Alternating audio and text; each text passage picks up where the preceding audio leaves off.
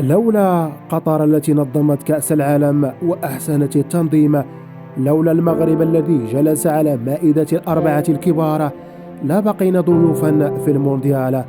المنتخب المغربي في نصف نهائي كأس العالم على الطريقة الإيطالية بعد أن سجل 5 أهداف وتلقى هدفا واحدا فقط في 5 مباريات، وأكد أن مباريات كأس العالم تكسب ولا تلعب، تكسب بالمهارة والإرادة والروح القتالية، وبمدرب محترم ومتواضع يعمل أكثر مما يتكلم.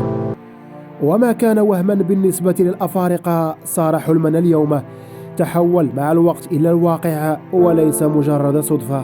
هذه الصورة الآن يراها العالم بأسرها، أو عندما ألعب بالمنتخب المغربي في البلاي ستيشن، ولكن الآن نراها على أرض الواقع. رفعوا رؤوسنا ثم سجدوا لله الذي رفعهم. التاريخ لا يسجل كم ملكت من الاستحواذ ولا المهارات ولا التسديدات ولا هم يحزنون. التاريخ يسجل العبرة بالخواتيم، كل من كرواتيا وبلجيكا وكندا وإسبانيا والآن البرتغال تساقط تباعا واحدا تلو الآخر.